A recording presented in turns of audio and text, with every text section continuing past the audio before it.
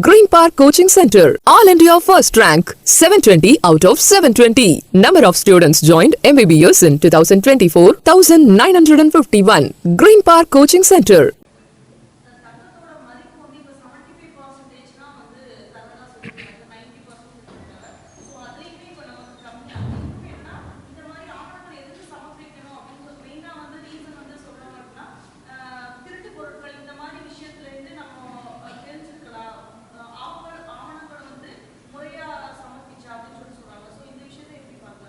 இது முற்றிலும் தவறு. இது ஏழை எளிய மக்களுக்கு, கிராமப்புற மக்களுக்கு எதிரான நடவடிக்கையை ஒன்றிய அரசு அதுதான் சொல்கிறோம். நாங்கள் என்ன ஆட்சி செய்யணும்னு தெரியல. யாருக்கான ஆட்சி இது? மக்களுக்கான ஆட்சியா? கிராமப்புறங்களில் இந்த நகரத்தை பார்க்காத மக்கள் எவ்வளவு பேர் இருக்கிறார்கள், விவரம் இல்லாதவர் இருக்கிறார்கள், எழுத்தறிவு கற்காதவர் இருக்கிறார்கள். இவர்களெல்லாம் எங்கே போய் இதை முறையிட முடியும்? அப்போது எல்லா மக்களுக்குமான ஆட்சி என்பது இங்கே தான் வித்தியாசப்படுது. எல்லா மக்களுக்குமான ஆட்சினா இவ்வளவு காலமாக தன்னுடைய இருப்பு நகை இருக்கிறது, அதை என்னுடைய வசதிக்காகவும் நான் கடன் பெறுகிறேன், குடும்பத்தில் உள்ள நிகழ்ச்சிகளுக்கு நான் அதை அடமானம் வைக்கிறேன், விவசாயம் செய்வதற்கு அடமானம் வைக்கிறேன் என்றால் அதை அனுமதிக்க வேண்டும். அதில் போய் இவ்வளவு பெரிய கட்டுப்பாடு விதிப்பது இது மிகப்பெரிய இந்திய மக்களை அவமானப்படுத்தும் விதமாக இருக்கிறது. அப்படி என்றால் என்ன நினைக்கிறீர்கள்? இந்தியாவில் உள்ள மக்கள் எல்லாம் சட்டத்துக்கு புறமான நகைகளை வைத்திருக்கிறார்களா? இவ்வளவு காலம் நகை கடன் வாங்கியவர்கள்லாம் சட்டத்துக்கு புறமான நகையை வைத்து வாங்கினார்களா? எதற்காக இந்த புதிய சட்டத்தை நீங்கள் கொண்டு வருகிறீர்கள் எங்களுடைய கேள்வி. தொடர்ந்து எளிய மக்கள் மீதே இந்த ஒன்றிய அரசு தாக்கிட்டு இருக்கு. மல்லையா போன்றவர்கள் வெளிநாடு செல்வதையோ அல்லது பெரும் முதலாளிகளுக்கு வங்கி கடன்களை தள்ளுபடி செய்வதை விட்டுட்டு எளிய மக்கள் மீதே இப்படி இம்போஸ் பண்றாங்க. நீங்க எப்படி பாக்குறீங்க?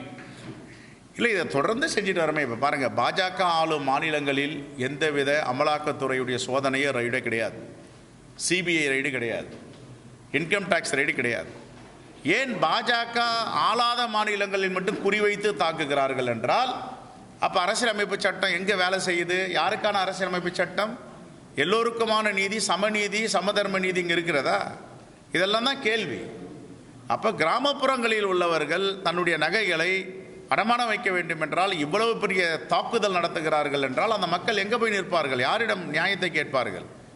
எங்களை போன்ற அரசியல் கட்சிகள் தான் அவர்களுக்காக குரல் கொடுத்து கொண்டு இருக்கிறது. ஆகவே இதையெல்லாம் திரும்ப பெற வேண்டும். யாருக்கான ஆட்சி என்பதை இவர்கள் சொல்ல வேண்டும். எல்லோருக்குமான ஆட்சி என்றால் நீதி சமநீதியாக இருக்க வேண்டும். ஒன்றுக்கும் உச்சநீதிமன்றத்தை போய் அணுக முடியுமா? இப்போ உச்சநீதிமன்றத்தை அணுகிதான் நாம் நீதி பெற முடியும் என்றால் எதுக்கு இங்கே ஆட்சியாளர்கள்? ஒன்றிய அரசின் எதுக்கு இருக்கு?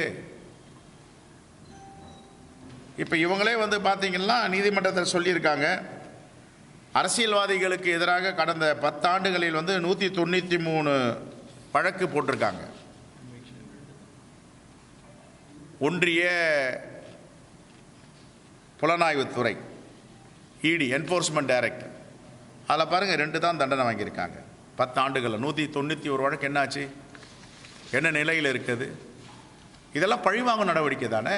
அந்த குடும்பங்கள் எவ்வளோ செதஞ்சிருக்கும், அந்த குடும்பங்கள் எவ்வளோ குழப்பம் ஏற்பட்டிருக்கும், எவ்வளோ சேதாரம் ஏற்பட்டிருக்கும். அப்போ அரசு என்பது மக்களை பாதுகாக்கின்ற அரசா, மக்களை அழிக்கின்ற அரசா என்ற கேள்வி எழுகிறது. அதே போன்று பார்த்தீங்கன்னா நீங்கள் எல்லா துறையிலையும் இவர்களுடைய அந்த புதிய வேளாண்மை திருத்த சட்டம், அந்த புதிய 3 வேளாண்மை திருத்த சட்டத்தை கொண்டு நூற்றுக்கணக்கான விவசாய பெருங்குடி மக்கள் செத்து மடிந்தார்கள். அதற்கு பிறகு அதை திரும்ப பெறுகிறார்கள். ஆகவே இது போன்ற நடவடிக்கையில் ஒன்றிய அரசு ஈடுபடக்கூடாது. அவர்களை மாற்றிக்கொள்ள வேண்டும், மக்களுக்கான ஆட்சியாக இருக்க வேண்டும் என்றது தான் ஜனநாயக சக்திகளுடைய பார்வை. கூட்டாட்சி தத்துவம், மாநில சுயாட்சி, ஒரு ஒன்றிய அரசு மாநிலங்களிலே ஃபெடரல் சிஸ்டத்தில் எப்படி வழிநடத்துகிறார்கள், இதையெல்லாம் மக்கள் பார்த்து கொண்டிருக்கிறார்கள். ஆகவே இதையெல்லாம் காங்கிரஸ் பேரியக்கம் மக்களுடைய பார்வைக்கு விடுகிறது.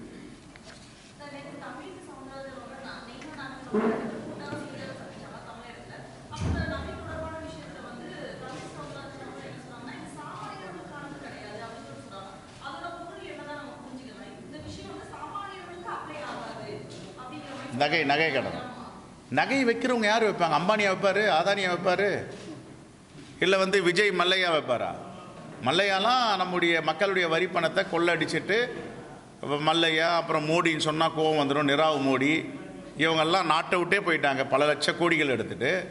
இவங்க வந்து ஒரு 2 சவரம் 3 சவரம் நகை எடுத்துகிட்டு போயிட்டு 10,000க்கு 20,000க்கு அடகு வைக்கிறாங்க கூட்டுறவு வங்கியில், தேசிய வங்கியில். அப்படின்னா இவர்களுக்கு இவ்வளவு பெரிய கட்டுப்பாடு விதித்தால் அப்போ யாருக்கான ஆட்சி இது? இந்த கேள்வி எழுது. இப்போ யார் இவங்களெல்லாம் கட்டுப்படுத்தாத? யாரு கட்டுப்படுத்தாது? நகை வைக்கிறவங்க யாரு? கோட்டீஸ்வரர் நகை வைப்பாரா? பெரிய பெரிய தொழிலதிபர்கள் போய் நகையை வந்து அடகு வச்சு வாழற நிலையில் இருக்காங்களா? ஆக இதையெல்லாம் ஒன்றிய அரசு திரும்ப பெற வேண்டும்.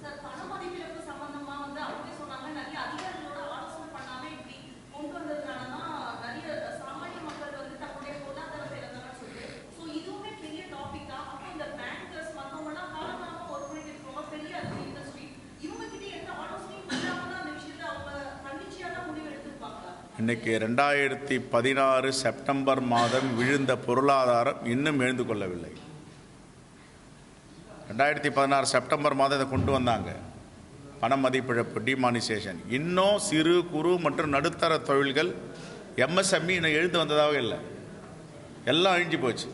தமிழ்நாட்டில் மட்டும்தான் ஒரு தமிழ்நாடு முதலமைச்சர் அவர்கள் இந்த எம்எஸ்எம்இயை வந்து இந்தியாவில் முதன்மை மாநிலமாக கொண்டு வந்திருக்காரு. எல்லா மாநிலத்திலும் போயிடுச்சு. ஆனால் இங்கேயும் அந்த ஸ்ட்ரகிள், போராட்டம் இருக்கத்தான் செய்யுது.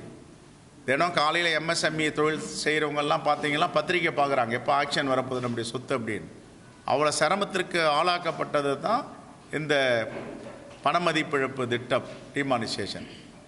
ஆகவே இது எல்லா மக்களுக்குமான ஆட்சியாக இருக்க வேண்டும் என்று தான் நாங்கள் சொல்லுகிறோம். தேங்க்யூ.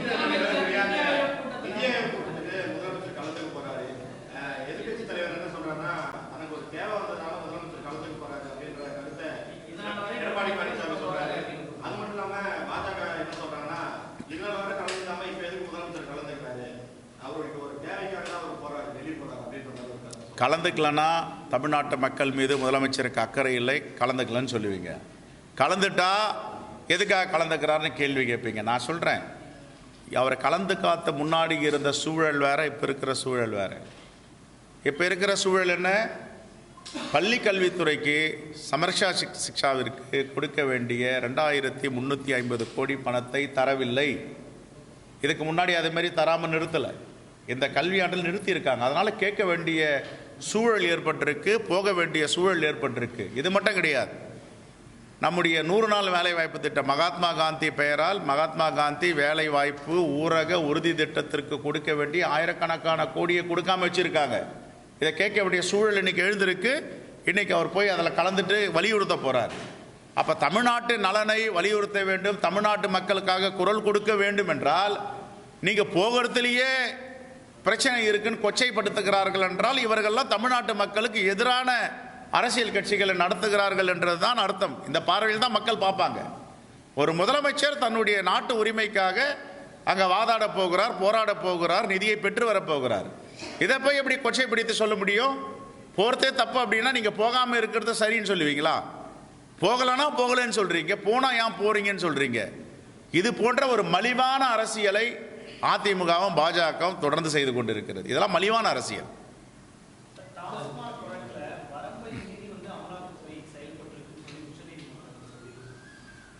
அதை மட்டும் சொல்ல, அதுக்கு மேலே சொல்லியிருக்காங்க.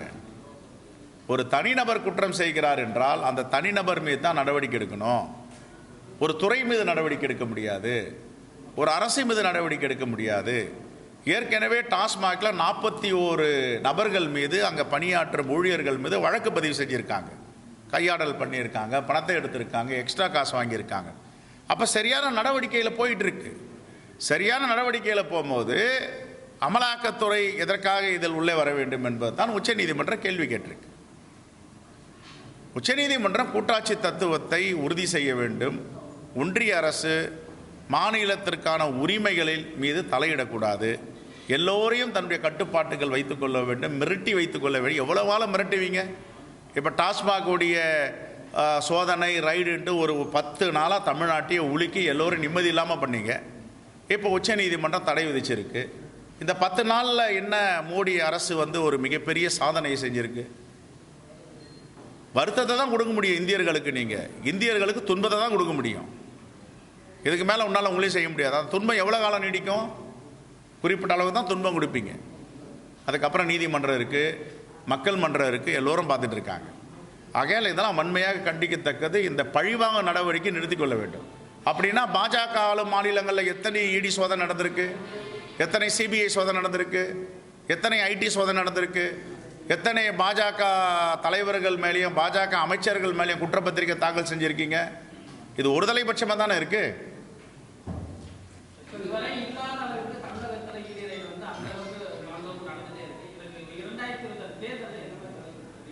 மக்கள் தக்க பதில் சொல்வார்கள், பாடம் புகட்டுவார்கள்.